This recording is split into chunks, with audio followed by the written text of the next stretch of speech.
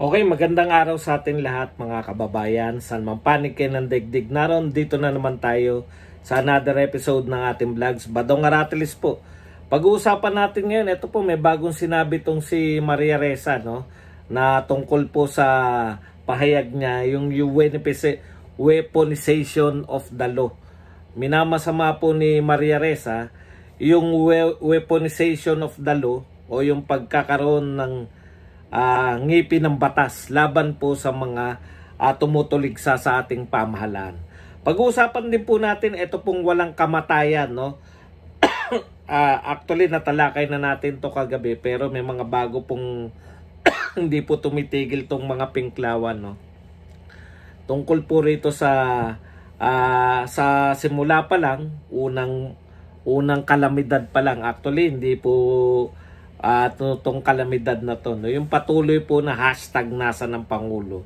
Kinakailangan na po nating sa simula pa lang ibaon na tong mga pinklawan, no? Para hindi na makaporma, no? 6 na taon kasi pag hinayaan po natin sila na pumorma ngayon, ipahiya na po natin yung mga yan, no? Tawagin na po natin yan. Si Erwin Tulfo naman, sanay po yan na bumanat sa media, no? Dahil media man po yan. Media man na parang vlogger din po, si Erwin Tulfo. Kaya niya pong banatan, no, yung mga gagamit dito po sa DSWD. At syempre po, ito pong yung may nagtanong po kahapon, no, nagkaroon tayo ng konting research. Ano ba tong sinasabi na bakit ako tinatanong tungkol kay Jokno? Kaya sa Finance Secretary Jokno, tungkol sa tila hindi yata siya sang-ayon daw sa agriculture o may kakontra po siya, no? Ayon po sa mga napag-alaman kong research, magbabahagi lang po tayo ng mga konting kaalaman sa ating lahat, no? Yan po mga pag-uusapan natin, pero bago yan, kung bago ka pa lang dito sa ating channel, mag-subscribe ka na. Dahil ito lang ang tayong channel na may kinikilingan, may pinapanigan, una sa balita, huli sa impormasyon, kaya ano pang hinihintay nyo? Pindot na. Okay, pag-usapan po natin, no? Unahin na po natin to si ito pong napakabuti na tinatawag nating peace prize, peace jackpot prize. Ang tawag ko na po diyan, hindi na po peace Nobel Peace Prize, no? Nobel Peace Jackpot Prize kasi naka-jackpot no? Jackpot lang po yung mga sinasabi. At syempre, sagutin po natin, no? Yan naman po yung ating papel dito sa pagbablog. Sasagutin po natin yung ibinabato sa ating mahal na Pangulo, sa ating Vice President Sara Duterte at sa nagdaan nating pinakamamahal na Pangulong Tatay Digong Duterte. Okay, eto muna, unahin na natin to si Maria Ressa, no? Kinakailangan nating himay-himayin to kasi marami na naman pong maililigaw nitong mga pronouncement na to ni Maria Ressa. Ang sabi po ni Maria Ressa, okay, Nobel Peace Prize laureate. Pero tatawagin po natin yan, Nobel Peace Jackpot Prize. Said that weaponization of law to curb opposing views result in the shrinking of democratic space. Okay, ito po ang sinabi ni Maria Ressa ng buuin po natin. Good morning from Manila. The weaponization of law to curb opposing views results in the shrinking of democratic space and leads to an authoritarian rule which allows government to abuse power with impunity. Okay. And undermines the rule of the law, transparency, and accountability. Okay. Ito pong lahat ng ito ay inuugnay ni Maria Ressa sa kanyang panibagong kaso, hindi po panibagong kaso, no, yung Court of Appeals na pag-uphold po sa kanyang kaso o sa resulta o sa nauna na pong conviction dito po sa Regional Trial Court ng Maynila na siya po ay guilty sa cyber libel. Ano po ba 'tong sinasabi, no? Nakakatakot magsalita to si Maria Ressa. Kami po natutuwa sa weaponization of the law, no? Ang pag-intindi po natin dyan, matagal na po naming hinihingi na magkaroon ng ngipin ng batas para yung mga maliliit na tao ay may kakayahang ipagtanggol ang kanilang sarili. Yung magkaroon ng ngipin ng batas. Saan po walang ngipin ng batas? Laban po sa mga makapangyarihang mga tao. Kasama na po dyan yung mga media, yung mga journalist. Kasama ka na riyan, Maria Ressa. Yung mga feeling ng mga matataas na tao na untouchable sila. Dahil kakampi nila ang batas. Yung weaponization of the law, importante yan. Kasi pag hindi nagkaroon ng weaponization of the law, pag wala pa rin ngipin ng batas, patuloy at patuloy po yung mga makapangyarihan. Hindi lang po makapangyarihan in terms of pera, no? Makapangyarihan in terms of power, makapangyarihan in terms of yung nalilikha nilang influensya katulad po ng media, no? Pakiramdam mo kasi, Maria Ressa, above the law ka eh. Lahat ng mga ibintang sa'yo, ibinabalik mo lang sa gobyerno. 'Di ba? Anong masama sa pagkakaroon ng ngipin ng batas? Tama po 'yan. May inagrabyado kang tao, may siniraan ka. Isang businessman, hindi po gobyerno. 6 na taon mong siniraan si Pangulong Duterte. Hindi ko alam kung ano ang ginawa mo before Duterte, pero 6 na taon, natitiyak ko. At hindi mo pwedeng no? Hindi mo pwedeng itanggi na 6 na taon mong binanatan si Pangulong Duterte. Ni isa, hindi ka dinimanda, no? Hindi ka dinimanda, hindi ka man lang sinampahan ng kaso. Pero yung mga kaso mo na tungkol dyan sa paglabag sa saligang batas ng Rappler, kaya yan ay pinasasara. Pinasasara yung Rappler ngayon. Ng Court of Appeals. Court of Appeals din ba nagpapasara? 'Di ba? Pinasasara tapos in-uphold yung cyber libel conviction mo. Convict ka. 'Di ba? Ang kaya namin man nasasabi na may kapangyarihan ka kasi hindi ka pa nakakulong hanggang ngayon. May kapangyarihan ka, may kakayahan ka mag-bail, no? May kakayahan kang kumuha ng magaling na abogado. O nga pala, no? Ito na lang po, uulitin ko na naman yung hamon namin. 'Di ba? Kayo, bilib na bilib kayo kay Attorney Leni Robredo. Sinasabi nyo, napakagaling na tao.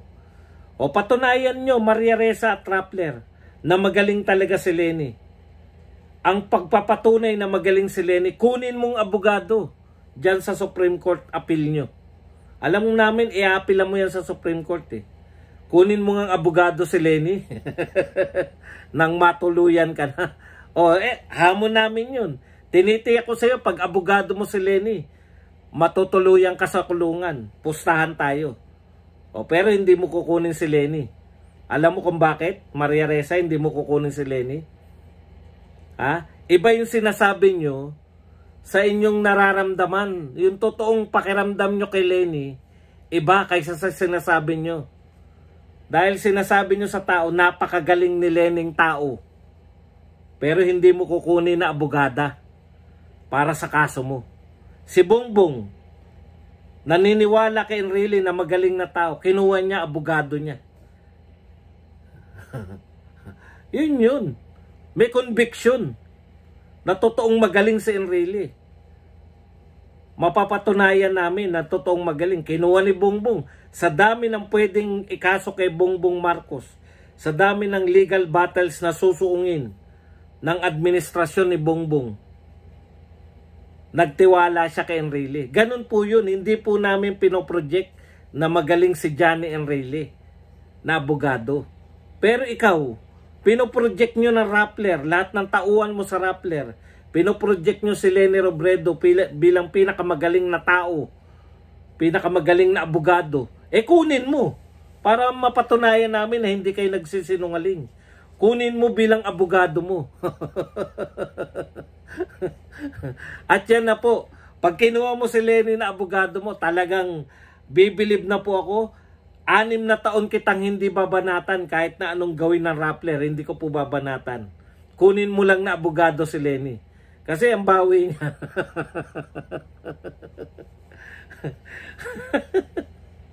Kulong ka sa loob ng 6 na taon. Hindi ako matatakot eh. O, pustahan tayo, Maria Ressa. Kunin mo lang si Lenny na abogado. Hindi na ako aatake sa Rappler. No need na kasi. Mabubura na yung Rappler sa mundo. Si Lenny magiging abogado nyo. Nakman tinapay. Oh. Para kaming nabunutan ng tinik. 3 manyanyari. Mapapasara ng tuluyan ng Rappler. Wala na kayo. Ikalawa, makukulong ka na, Maria Ressa. At ikatlo, may expose si Lenny na banban na abogado. Okay. Okay, eto pa po. Punta po tayo rito. Alam po ninyo, no? Pinagpipilitan pa rin. Hindi ko po talaga maintindihan tong trending pa rin po sa kasalukuyan. Trending pa rin po ang hashtag nasaan ang Pangulo. Alam mo tong mga pinklawan, no? Naniniwala na po ako meron talaga dyan. Siguro hindi naman aabot na 1,000 yan, no? Siguro meron po dyan na solid na mga 20,000 na katao na nakalutang pa rin po hanggang sa kasalukuyan. Basahin po basahin po natin yung mga kalutangan po nila. Still hanggang ngayon ganito pa rin po ang kanilang sinasabi. Oh. Ito pa po ang sinasabi ngayon ng mga pinklawan. Meron po sila trending pa rin yung nasa ng Pangulo. Ano po ibig sabihin ng hashtag nasa ng Pangulo? Bumaha sa Cordillera, sa Ifugao. Nasa ng Pangulo ng Pilipinas. Kayo ba talaga tangengot na talaga kayo? Nasa Malacanang nagpapagaling. May COVID. Okay. Tignan nyo po itong mga kapurulan ng utak. Mga nakalutang pa rin. Imagine if Attorney Lenny Robredo won, we will never ever use nasa ng Pangulo because she's always present. One step ahead of everything and most importantly, she shows up in difficult times. Kita nyo? Kung si Lenny raw nanalo, hindi na raw nila gagamitin yung hashtag nasa ng Pangulo. Hanggang ngayon nakalutang. Hindi nga po nanalo. Ikalawa, kayo lang naman po mahilig maghanap ng Pangulo. Hindi po trabaho ng Pangulo ng Pilipinas na magpa-picture habang may baha, no? Kaya nga po inutil si Lenny bilang Vice President eh. Kasi lahat ng sakuna, naroon siya nagpapa-picture. Hindi po trabaho yan ng isang presidente, no? Kaya nga po may DSWD. Ang tanong ko lang sa inyo, wala bang pinamigay ang DSWD? Meron, di ba? Wala po bang mga food packs na binigay ang DSWD? Meron. Wala po bang pera na pinamigay? Binalita na natin. Ulitin ko lang po. Ito po yung mga pinamigay na pera ng DSWD sa mga apektado. Okay. Nagkakahalaga po ng 2 million doon po sa DSWD Banawe. DSWD Carpo pala. Cordillera o Autonomous Region. Ito po ang pinamigay. 2 million pesos pera. Yung na-damage po yung bahay, 5,000. Yung totally damaged, 10,000. Yung na-injured, binigyan po ng 5,000. Ayan po pinamigay. Tapos, ilan po ang pinamigay ng food packs? Ulitin lang po natin para po ilinaw po natin na may ginagawa po yung DSWD. Bakit po sila naghanap ng Pangulo? 1,500 food packs distributed as of July 9 pa lang. 27,121 food packs preposition. Nariyan na po. Siyempre, malamang may lucky me. DPWH kept roads passable. Yan. PNP conducted search and rescue operation. Ang tanong ko, kayo papicture kayo ng papicture na may ginagawa si Lenlen, yung angat buhay ni Lenlen. Magkano na napamigay ninyo? Magkano food packs? Ang problema kasi sa picture, yung onting mga supot-supot, pinicture ninyo, Secretary Erwin Tulfo. Makinig po kayo, no? alam po ninyo, yung nagpicture po niyan, na pinadala po sa Inquirer at sinabi ng Inquirer na yan ay Angat Buhay Foundation. Yan po ang traitor dyan sa inyong DSWD. Paano mapupunta yan kung walang nagpicture niyan, no? Konti lang po yung supot. Malamang yung konting supot na yun, wala pa po yatang 20 yung supot na yun. Malamang yun yung sa Angat Buhay. Tapos, yung nasa likod po, lahat po yun DSWD karton na. Paano nyo papayagan, Secretary Erwin Tulfo, na gamitin ng Angat Buhay Foundation na isang NGA, non-government association, no? Yung ating mga resources ng pamahalaan. Tapos, dahil may picture sila at sinabi na Inquirer na Angat Buhay Foundation, kahit kitang-kita yun sa karton na DSWD, kiniklaim ng Angat Buhay na kanila yun, maghahanap pa sila ng Pangulo. May hashtag nasa ng Pangulo pa. Ano kakakapal na mukha nito? Secretary Erwin, yung nagpicture, imbestigahan mo. Saan galing yung picture niya? Madali naman po yan maimbestigahan. Bakit tila may traitor dyan sa DSWD mo na magpipicture ng mga tapos iangkin na ng Angat Buhay? Ito lang po total, hanap kayo ng hanap sa Pangulo. Sana po, no? Wag na rin kayong gumamit ng government na mga kagamitan. Parang ginagamit nyo na nga yung gobyerno. Sinasakay nyo sa government vehicle yung mga tulong ninyo. Kasi wala naman kayong sasakyan papunta ron. Yung Angat Buhay Foundation. Yan po yung sinasabi ko sa inyo. Kung gusto nyo tumulong, katulad po niyan, no? Hindi nyo alam kung yung tulong talaga na ipine-present nila, yun yung ma-donate ninyo. May karapatan po lahat na mag-donate. Sana pupunta yung dinonate nila. Kasi po, inaangkin nila yung DSWD na mga food packs. Tapos hahanapin nila Pangulo, babanatan nila, nasa ng Pangulo ng Pilipinas. Habang sila namimigay, mamigay lang po kayo. No? Ng tulong. Bawal naman po. Nakita nyo ba yung GMA Foundation tsaka ABS-CBN dati? Pag namimigay sila, naghanap ba sila ng Pangulo? Nasaan si Pinoy? Namimigay kami ng tulong. Mamigay lang kayo ng tulong. Wala, konti pa lang nga nabibigay nyo. Naghanap na kayo ng Pangulo. Hindi nyo alam, mas marami yung karton ng DSWD. O yan lang po yung sinasabi natin, no?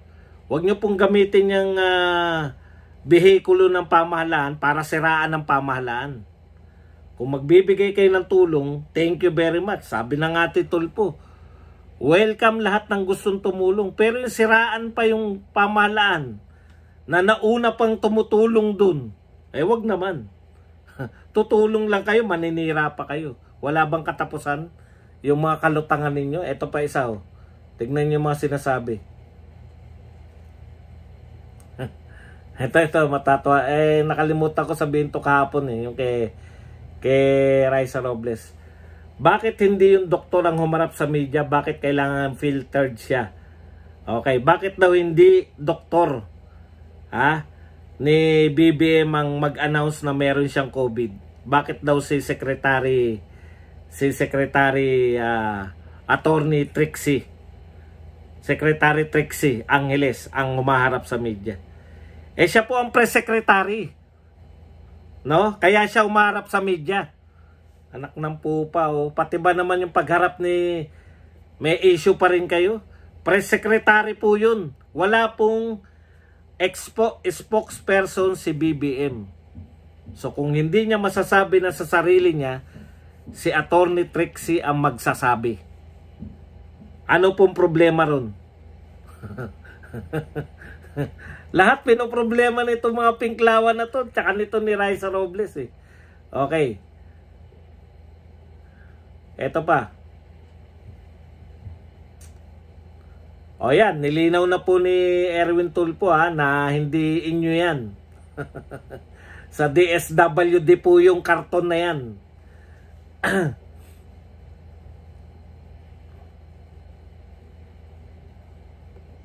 Eto pa po ang isang lutang. His 31 million never shows up. Hindi, ito pala. Mali. His 31 million but never shows up in the most difficult times. Hashtag nasaan ang Pangulo. Ayan na naman sila. Hindi raw nagpapakita doon sa Ifugao. Sa Cordillera si Pangulong BBM. Kita nyo. Kaya hindi nanalo si Leni Robredo dahil akala niyang trabaho niya atakihin ang pamahalaan at magpakita sa mga sakuna. Inutil yung dating Vice President. Hindi po yan ang mga presidente po natin at Vice President ngayon, hindi po inutil. May trabaho po si Sara sa DepEd. No? Naghahanda na po sila para sa incoming na pagbubukas ng face-to-face classes. Si Erwin Tulfo, kaya po yan. Kaya po siya DSWD. Tumulong o hindi ang angat buhay, mayroon pong tutulong sa mga mamamayan natin. Hindi na po to katulad nung panahon nung Yolanda na mga dilaw, mga kakampi ninyo. Kayo din mismo. Yung pumupuri kay Pinoy. Yun po ang palpak, ang pagtugon sa Yolanda noong araw. Hindi na po ganyan kapalpak ang ating gobyerno. No? Buhat po nang naupo si Pangulong Duterte at pinapatuloy ng kasalukuyang pamahalaan. Okay. Eto pa, ang hindi, yan, Clive Reyes. Ano na to no? Talagang talamak na pinklawan-dilawan to. Sometimes, I can't help but think of those fans of Vice, Katnil, Angel L, and other A-list stars. Really heeded the calls to vote for VP Leni or is it really SD cards that should be blamed? Okay. Hanggang ngayon, isang buwan mahigit na po, nakapanumpa na po si BBM. Hinahanap pa rin niya. Ang daming fans nila Vice Ganda, Katnil, Angel Locsin, at marami pang mga naimbita sila.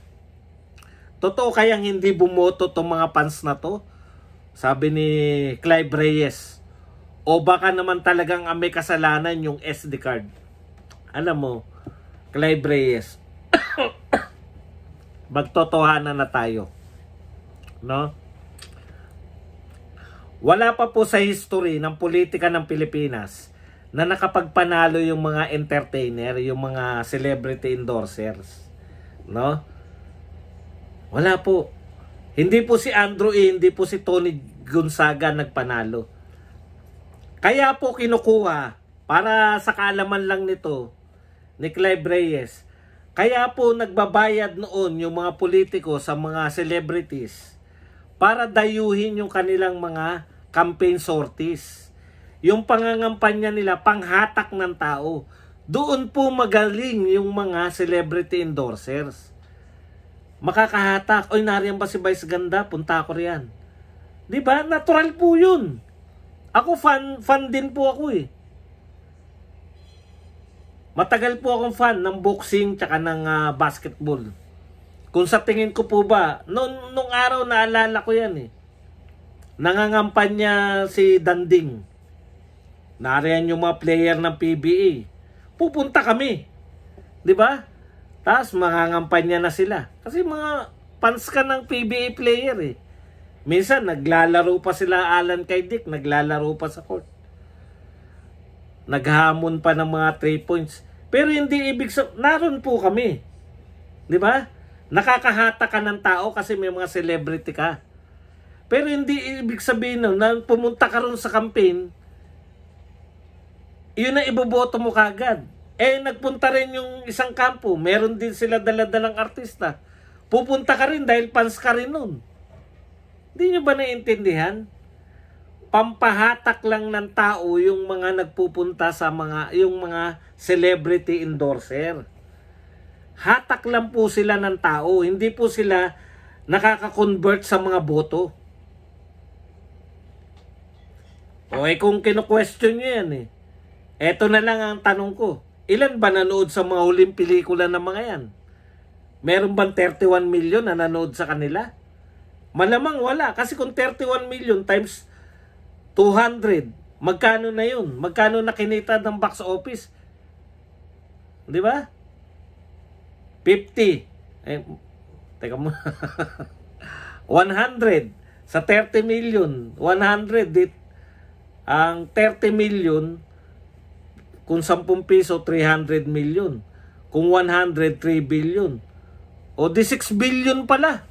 Ang kikitain ni Vice Ganda kung siya ay ganun kalaking celebrity na kaya niyang manood sa kanyang pelikula yung mga tao. Tilian lang po yan ng tilian. Yung iba riyan, hindi rin manunood ng pelikula ni Vice Ganda. Artista na yan, ha? Real talk po tayo. Pampahatak lang po sila ng tao. Kung yun nga, hindi nila mahahatak yung mga tao na manood ng milyon-milyon sa kanilang pelikula. Fans na sila, hindi pa makahatak. Yun yung sinasabi ko sa inyo. Kaugnay na yun ng pagiging celebrity nila. Artista na sila. Tapos sasabihin nyo, bakit ba hindi yata bumoto yung mga fans nila? Hindi po automatic yan. Fans ka nga ni Vice Ganda. Fans ka rin ni Andrew E. Pumunta ka rin kay Andrew E. Tapos napakinggan mo si Sara Duterte, si Bongbong Marcos. Ito iboboto ko kaysa ka dun sa mga lutang. O di, sa tao pa rin. Sa iboboto pa rin nila. Okay. Ang tagal-tagal nyo ng kinakampanya yan. Ang gusto nyo pa palabasin. Nandaya pa rin dahil marami silang fans. Utot nyo. Ito masaya to eh. Sabi nitong isang si brown skin Asian, no? Medyo okay. Naghanap niya nasa ng BP, no? Sabi niya, alam niyo naman pala pero bakit nung BP si Attorney Lenny, lagi niyo siyang hinahanap? Sabi kasi nitong brown skin, si brown skin pala kakampi natin. DSWD po ang namamahala niya at hindi ang BP. Hindi yan trabaho ng BP. Ngayon, dahil assign siya sa DepEd. Hindi ka po ba nanonood ng balita o nasanay ka lang sa pagiging lutang? Yan po yung sabi ng kakampi natin na si brown skin Asian. Ito naman po ang sagot ng lutang na Pinklawan. Alam nyo pala pero bakit nung BP si Attorney Lenny, lagi nyo siyang hinahanap? Alam mo, Rotjen, tanga ka eh. Wala naghahanap kay BP Lenny tuwing merong ito real talk hindi ko alam kung saan ka nagmulang planeta, no? Sa Pilipinas, si BP Lenny wala naghahanap tuwing merong sakuna. Dahil nakabalandra lagi pagmumukha ni Lenny sa lahat ng dyaryo. Nakabalandra lagi si Lenny sa lahat ng media. Nung BP si Lenny, may baha, bumaha, naroon po siya. Meron nga ako nakitang picture, lahat ng nagpipicture. Naroon sila sa tuyong lupa. Si Lenny Robredo lang na nagpapapicture, yung naroon sa baha. Ganun po kalutang yung ina nyo.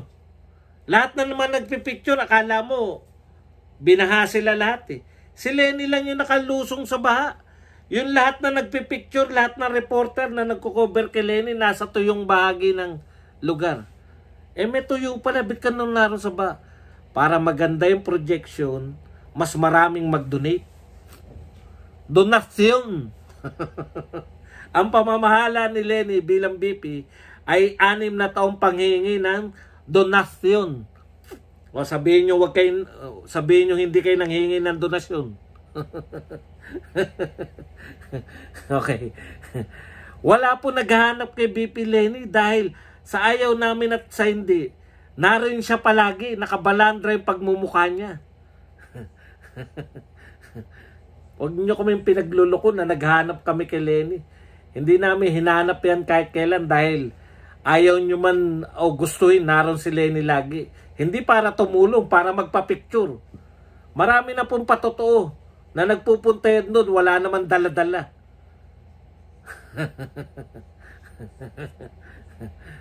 May dala siguro, kukunti.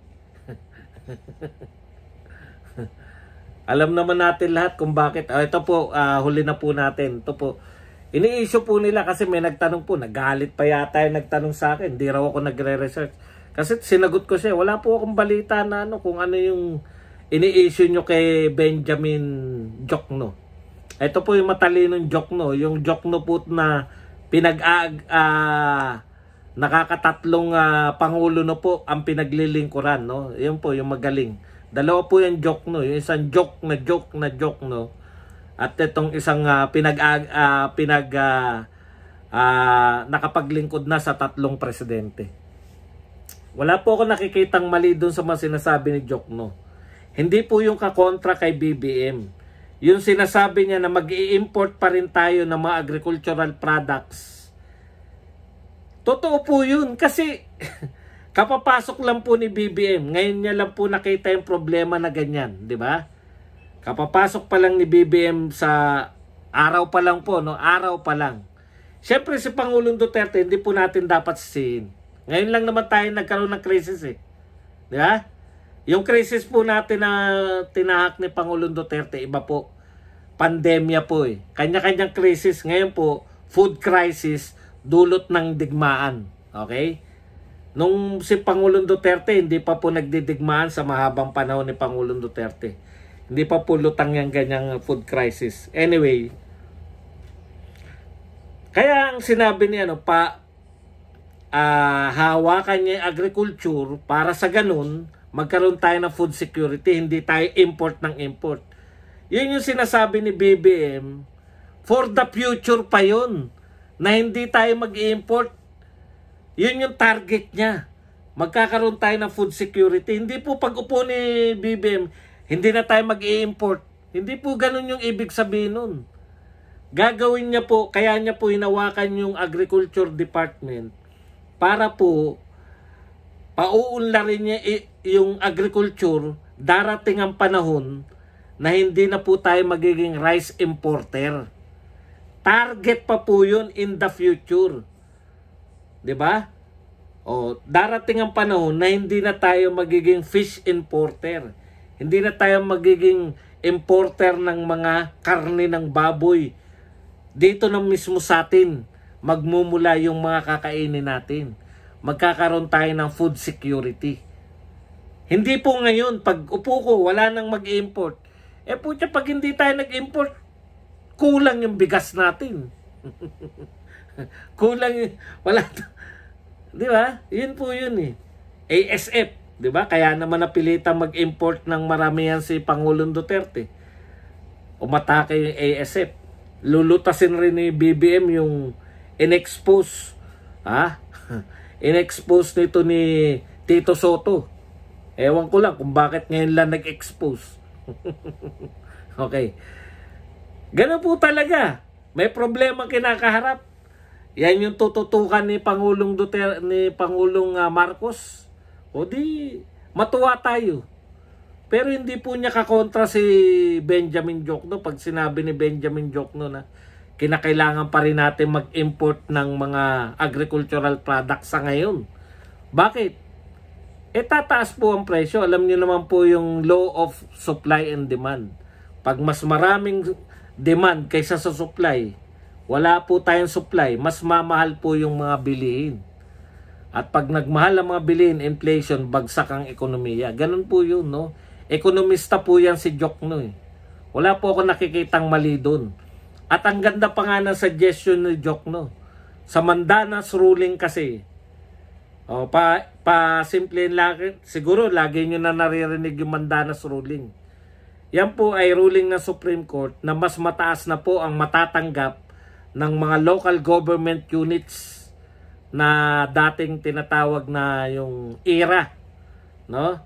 Yung pera galing sa pamahalaan, mas mataas na po yung tatanggapin ng mga LGUs. Kaya po, ang sinasabi ni Jokno, yung pera po na matatanggap nyo na mas malaki kaysa tinatanggap nyo noon, baka pwede nyo namang gamitin yan para paunlarin yung agrikultura natin. Wala naman po ako nakikitang mali po dun. No? Masama po ba yun? Madadagdagan ng pondo yung mga local government at i-prioritize yung agriculture. Pero sa Maynila, syempre, wala namang sasakain dyan. Pero sa mga probinsya, no?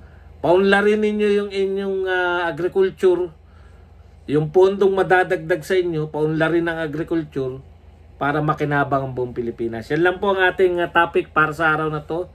Mabuhay kayong lahat. Mamaya na po tayo, mamayang gabi po tayo mag-live. Hanggang dito lang, hanggang sa muli natin pagkikita-kita. Badong Aratiles po. Paalam. Bye-bye.